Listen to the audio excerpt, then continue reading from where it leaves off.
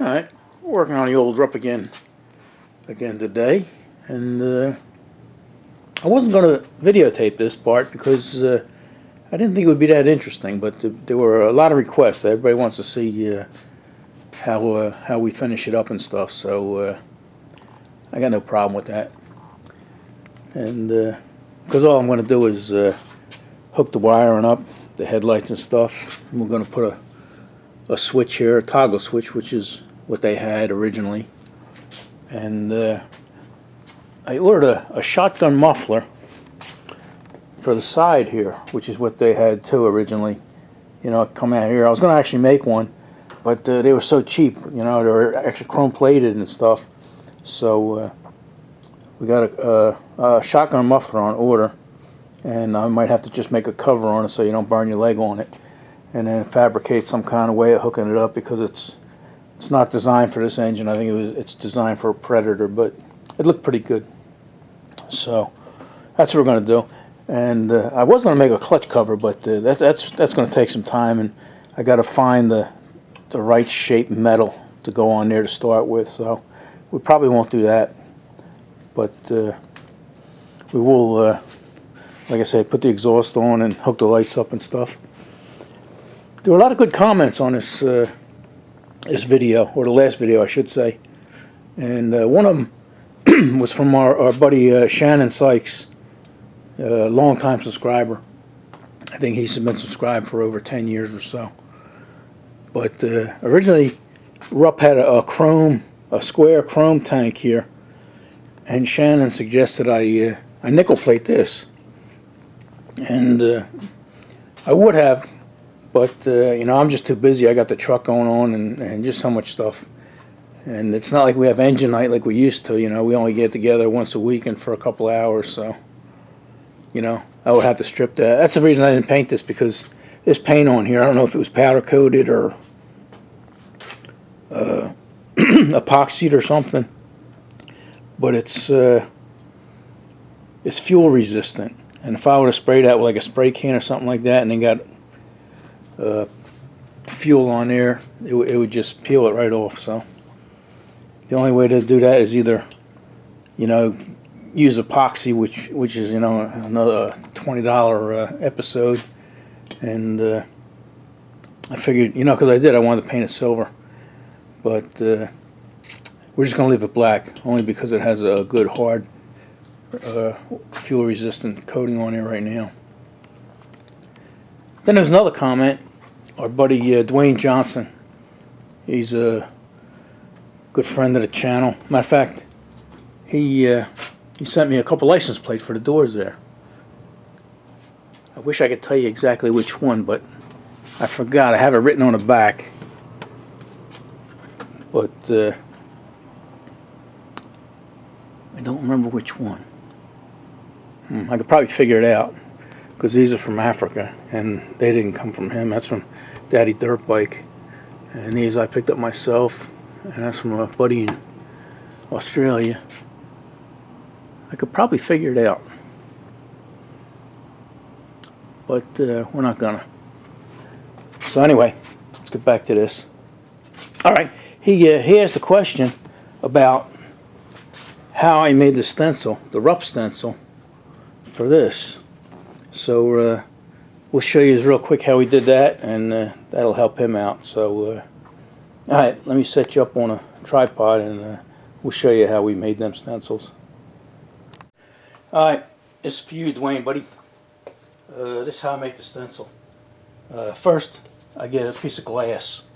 You know, you could do it on any, like you could do it on this surface here, but I don't want to scratch this. This is Formica or something, I don't know. But I don't want to scratch that, so I use a piece of glass. That's exactly why I keep this ratty old piece of glass around, for stuff like that. But anyway, you get yourself something smooth, something that tape can pull off of. It could be anything. And then what I do is I run a couple strips of tape around down here, and then crisscross it.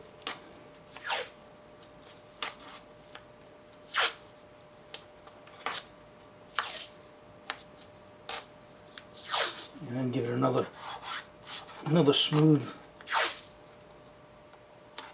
thing, so you have three layers of tape.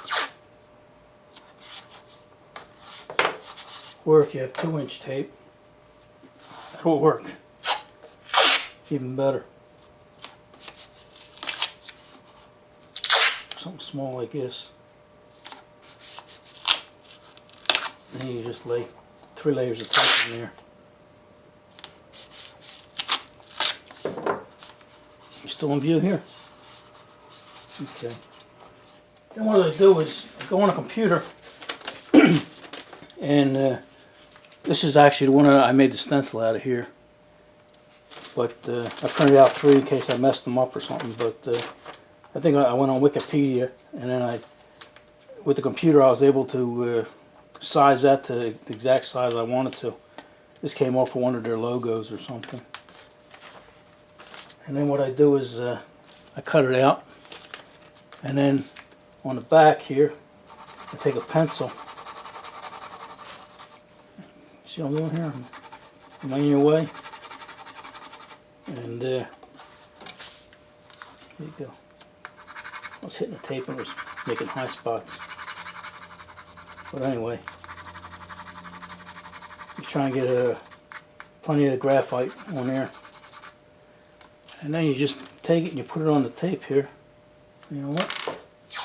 You don't want it moving, so put a little tape on that.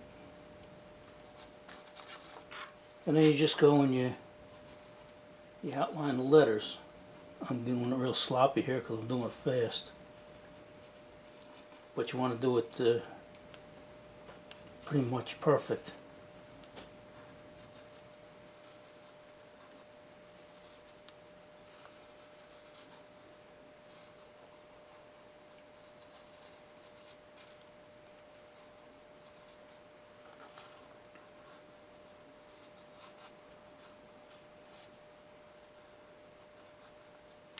Alright, then you lift that up. And I don't know how well you can see that on screen here, but there you go. It's plenty dark to cut out. Then I get an X-Acto knife, or you can use a single edge razor blade like that. And then you just cut the letters out. Like I said, I'm just doing it sloppy because I'm doing it fast.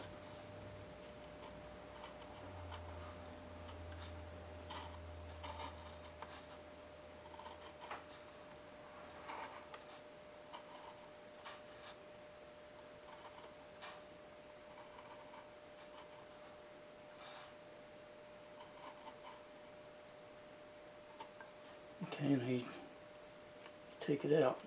Make sure you get all 3 layers of it.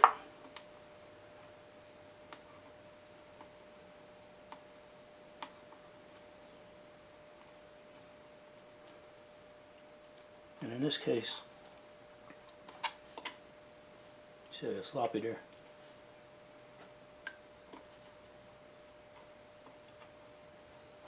In this case, I need the centerpiece. But then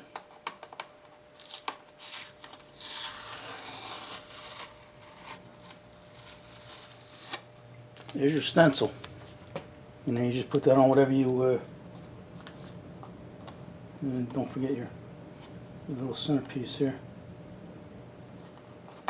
And you spray that, and there you go. You got your stencil. So there. I hope that helps you out, buddy. Maybe help somebody else out. Alright, let's do some wiring. Alright, in the other video I had both wires hooked up, so the brake light and the tail light were both working at the same time. So what I did is I untwisted them, and I think I'm just going to use the tail light because I think that's plenty bright. And here it is with the brake light hooked up to it. You know, it is a little brighter, but you know, I don't exactly know how much power this little stator puts out. So I could always change it. I could always hook it up again. But for now, we're just going to go with that right there.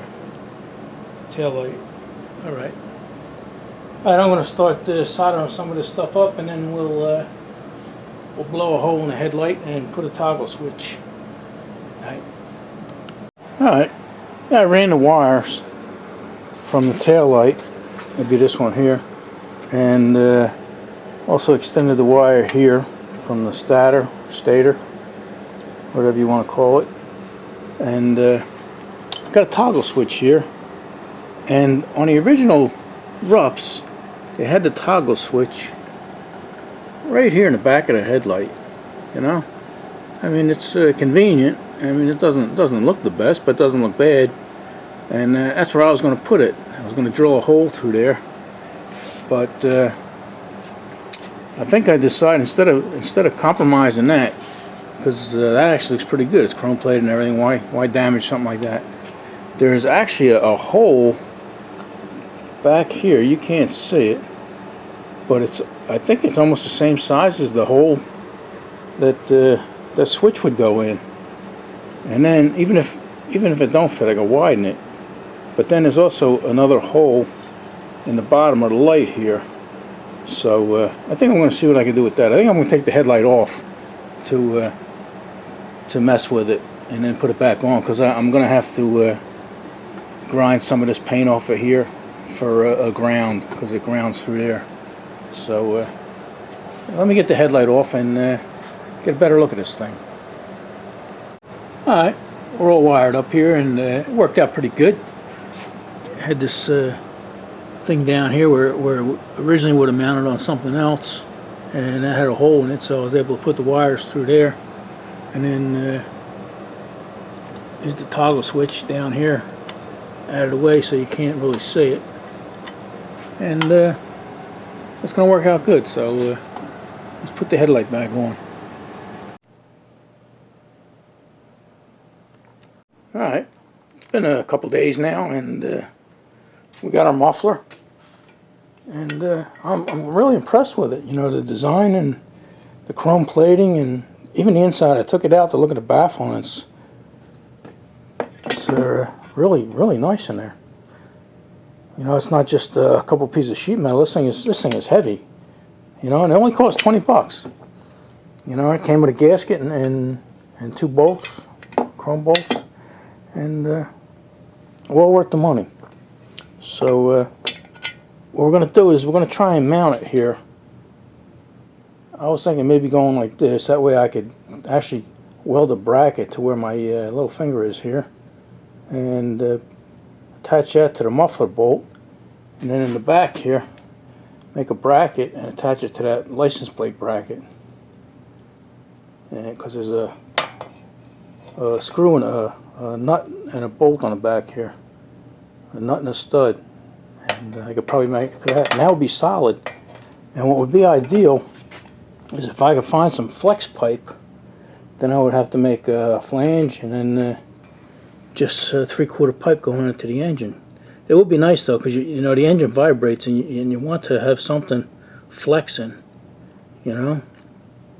So yeah, it wouldn't be ruining the threads or nothing inside the engine, but that would be ideal.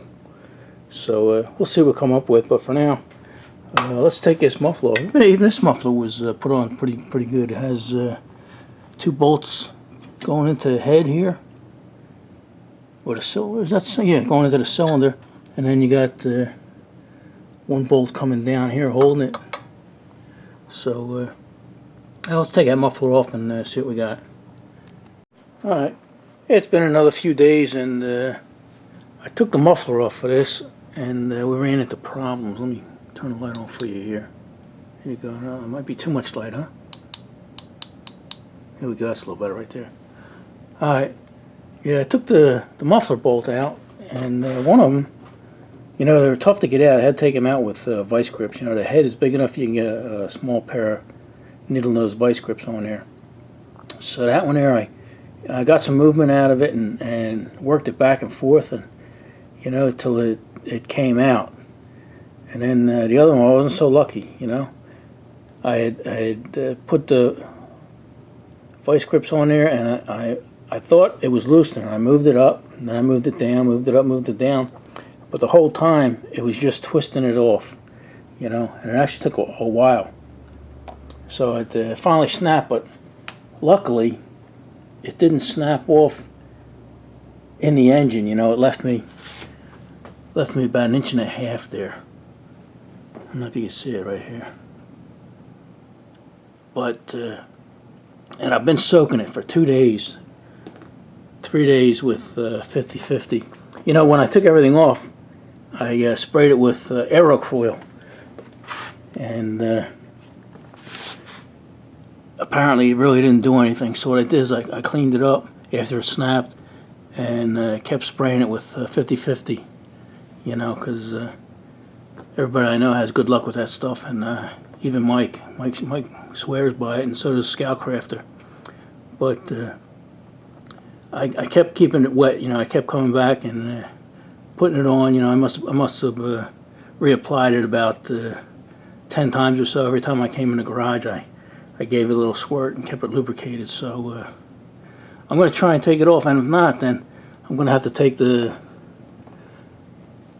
carburetor manifold off, which is, you know, I don't want it the less I take off, the better, and probably the housing here, so I can maybe put heat on that and then try that. But first I'm going to try vice grips and see if that 50/50 worked for me. So alright, I'm going to try and set you up on a tripod maybe, and we'll try this together. Alright, I was able to put 2 nuts on that. You know, the threads were good, so I put 2 nuts to lock each other on, so I could put instead of vice grips, I could actually put a socket on there. So let's give this a try. And I lined them up so that they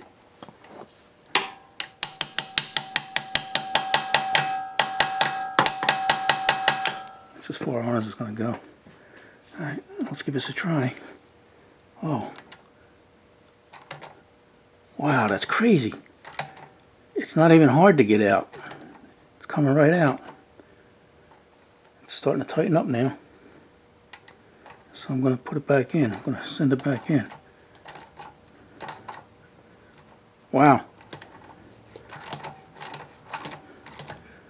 There you go, 50/50.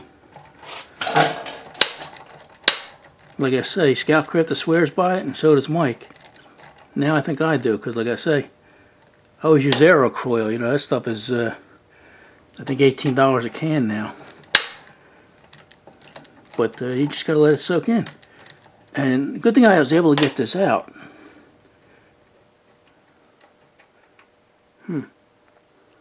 It's funny I don't know if I'm showing you, but even with all the air or all the stuff I put on there, it never really went down to the tip. You know, see, the tip is still dry, but the rest of it, and it soaked enough to loosen it up. So good for you, Road King. And you know what else I noticed? Most of these, I'm going to take you off the tripod here, so hold on. Whoa, whoa, whoa, easy, Road King, easy. Up the other way. Yeah, I don't know if you can see in there, but it isn't threaded. You know, it's just held on with them bolts. You know, most engines that are held on with bolts and everything also have a threaded place there to put a muffler. So good thing we were able to get that out. Alright, enough excitement for one day, huh? Alright, let's try and figure out how to make an exhaust bracket for that. Alright, this is for you guys that are wondering what the half and half is. If you look at this, it's half automatic transmission fluid and half acetone, and it separates like this. And before you use it, you gotta shake it up, and it mixes itself. But it's gonna separate again. But you know, that's just the way it works. But it's just acetone. You get that off the shelf at Home Depot or any hardware store, and regular transmission fluid, any kind, doesn't matter. You get that at any auto parts store. And this is what I've been using for years and years. They call it Aerocoil. I just checked the price. I think I told you earlier it was like $18 a can. But I just checked it, and they changed the lettering and the can, the color in the can and everything, and even the name. They call it Aerocoil because it's in an aerosol can. You know, if you get it in a a regular can. It's just called Cruel. But now I notice what they just calling it Cruel Penetrant, and it's in a spray can and everything. But it's also, this is, let me see if I can find it on here. I know it's on there. Oh, here it is right here. Focus in. Don't want to focus in, but anyways, this is 13 ounces. It's not even a 15 or 16 ounce can. And I couldn't find these, but what it's down, they knocked it down to 10 ounces. 10 ounces for $25, so we're not buying any more of that. Although I do have like a gallon of it in a gallon can. But this is the way to go. You know, I don't even know what the can of transmission fluid, but or a Pioneer disc goes for, but I know between the two of them and everything, it's nowhere. You know, all you're gonna need is a little bit like that. That'll last you years. You know, because you don't put that much on. But that's the way to go, man. 50-50. Right. Yeah, I got that tailpipe mounted up there, and it's not going anywhere.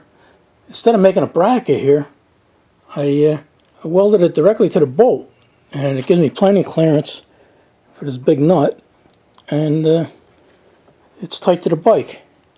And then I just made a little bracket for the back here, because like I said, we had this little nut and bolt back here. So that's as tight as it's going to get. That ain't going anywhere.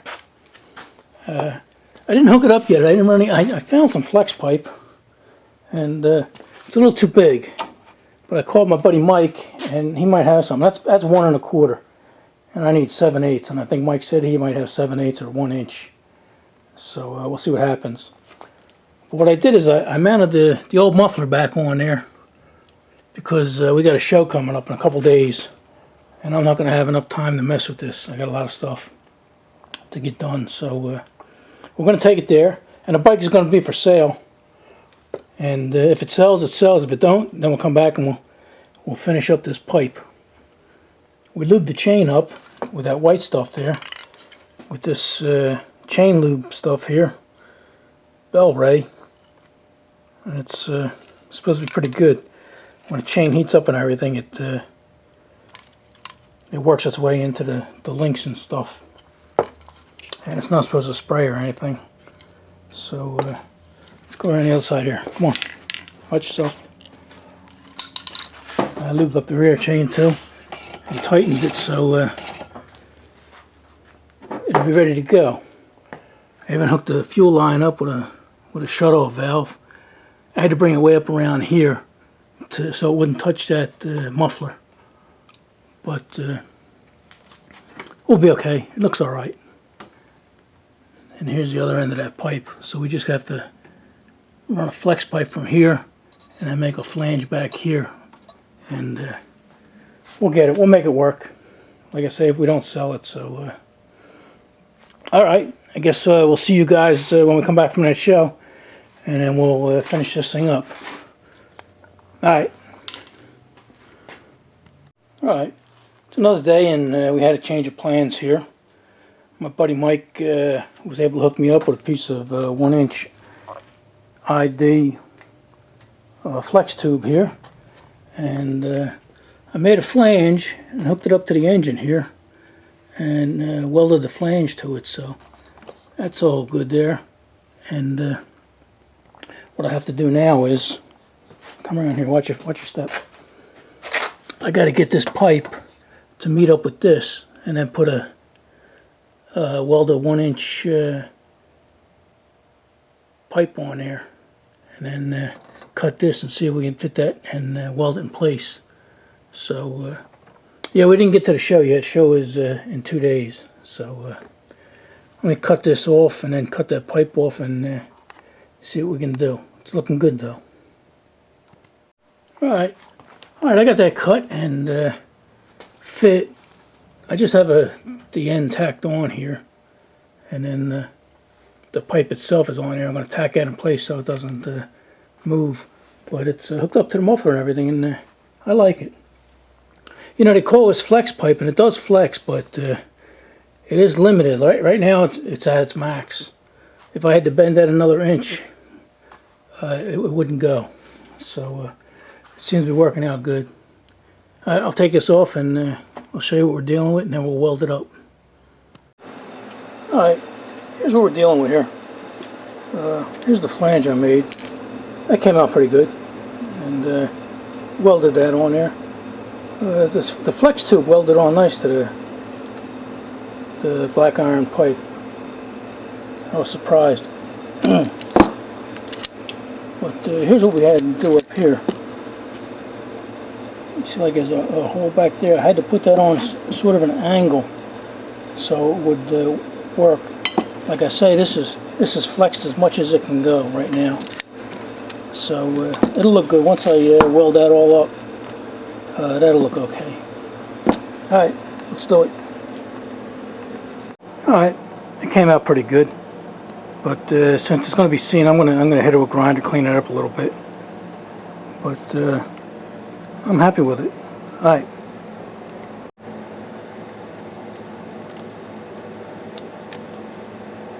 All right.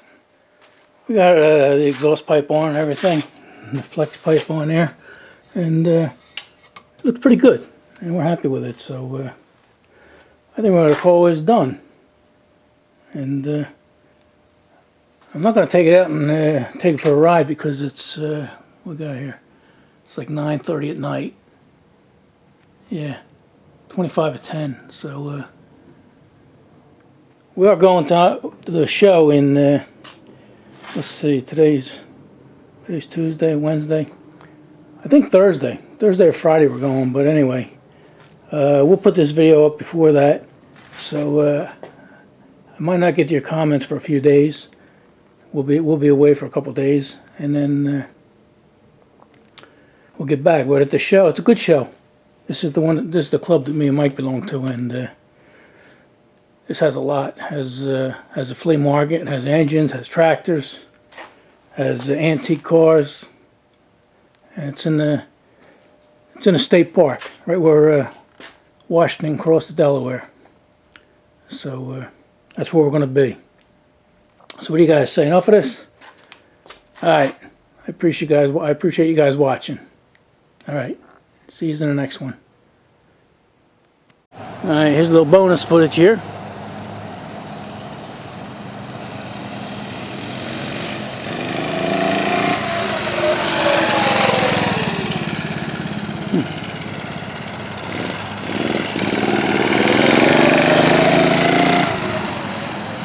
The muffler brakes are really quiet.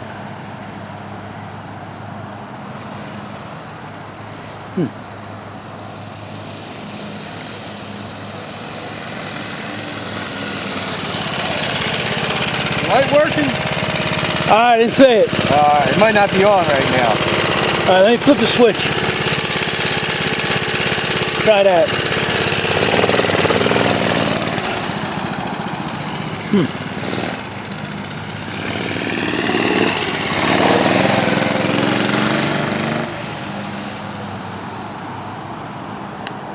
You said the light was working earlier, the tail light anyway, so you don't know what's going on with them LEDs, if that stator's even strong enough. So, like I say, it's probably dark as we'll ever use this thing. Running pretty good. Yeah. Still no lights. Hey, we'll take it inside, mess with it. Alright, yeah, we hooked it up. It had a bad ground. So we got headlights now. Whoa. And we got a tail light. And they flicker sometimes when it idles because, you know, like I say, it's not running on a battery, it's just a stator.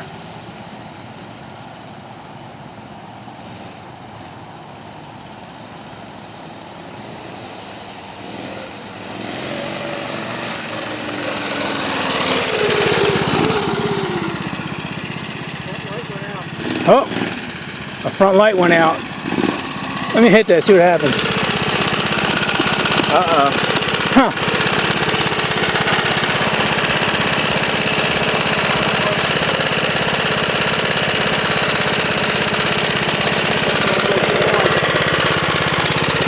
Backlight's fine. You put your hand down here somewhere, the light went off and you went back in. Yeah, I turned the switch off and back on.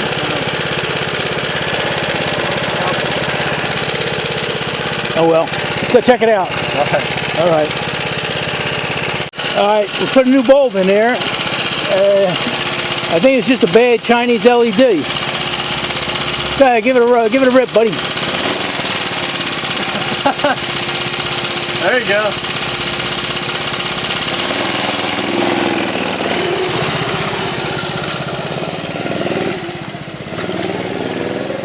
I'm going to shut you off while he's going, and then turn you back on when he comes back.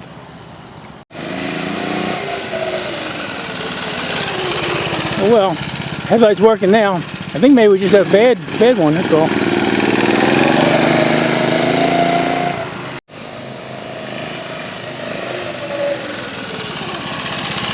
Alright, I'm going to call that good, buddy. All right.